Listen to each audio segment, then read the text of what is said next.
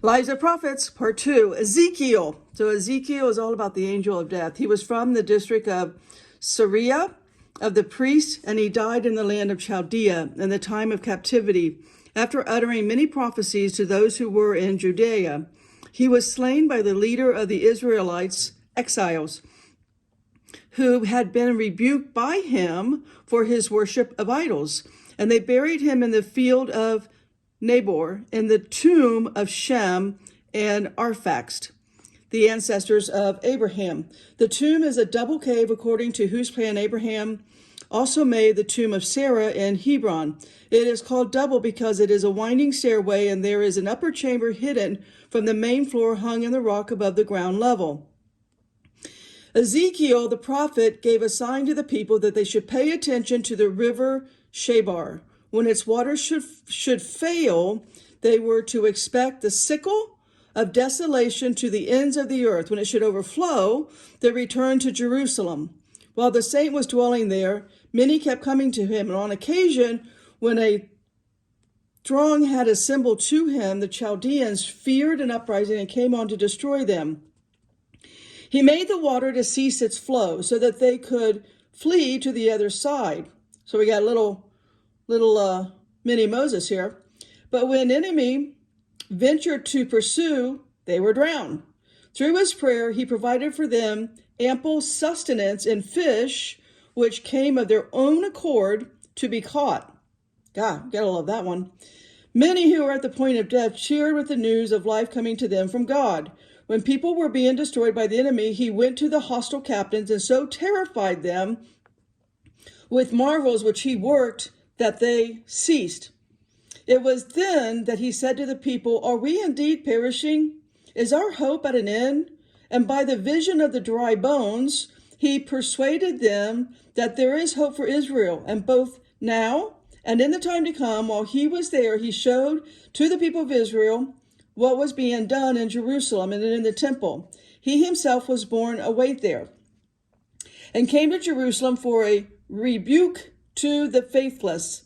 Also, after the manner of Moses, he foresaw the fashion of the temple and with its walls, with its broad surroundings, as Daniel also described that it should be built.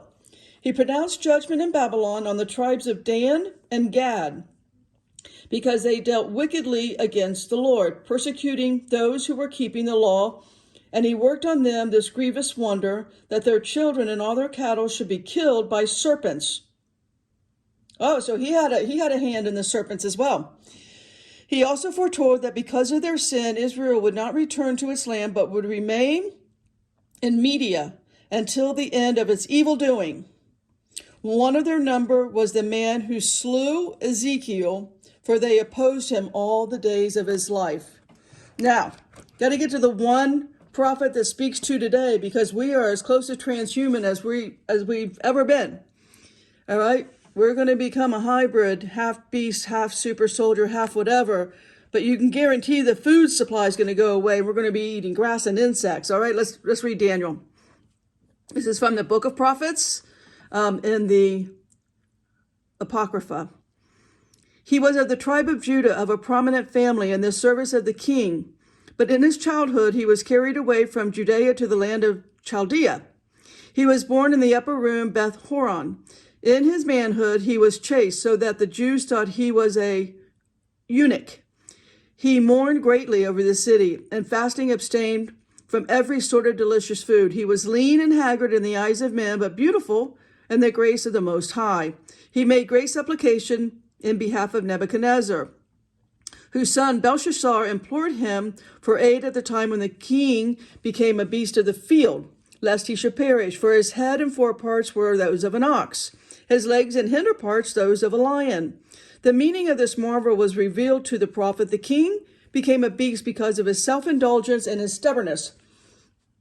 It is the manner of tyrants that in their youth they come under the yoke of Satan. In their later years they become wild beasts, snatching, destroying, striking, and slaying. The prophet knew by divine revelation that the king was eating grass like an ox, and that it became for him the food of a human being. God knows the end from the beginning. Aren't you amazed? Therefore, it was that Nebuchadnezzar himself, recovering human reason when digestion was completed, used to weep and implore the Lord, praying 40 times each day and night. Then the mind of a dumb animal would again take possession of him, and he would forget that he had been a human being. His tongue had lost the power of speech, and when he understood his condition, he wept, and his eyes were like raw flesh from his weeping. There were many who went out from the city to see him. Daniel alone had no wish to see him, but during all the time of his transformation, he was in prayer for him. He declared that the king would be restored to human form, but they did not believe him. Daniel caused the 7 years to become 7 months. The mystery of the 7 times was fulfilled on the king, for in 7 months he was restored, and in the remaining 6 years and 5 months he was doing penance to the Lord and confessing his wickedness. When his sin had been forgiven, the kingdom was given back to him. He ate neither bread nor flesh in the time of his conversion, for Daniel had bid him to eat pulse and greens while appeasing the Lord. The king named the prophet Belshazzar because he wished to make him a joint heir with his children. But the holy man said, "Far be it from me to forsake the heritage of my fathers and join in the inheritance of the uncircumcised." He also did for the other Persian kings many wonderful things, which were not written down. He died there, and he was buried with great honor by himself in the royal grave. He appointed a sign in the mountains which are above Babylon. When the mountain on the north will smoke, the end of Babylon will come. When it will burn as with fire, the end of all the earth will be at hand. If the mountain on the south will flow with water, Israel will return to its land. If it will run blood, it portends a slaughter brought by Satan on all the earth. And the holy prophet slept in sleep.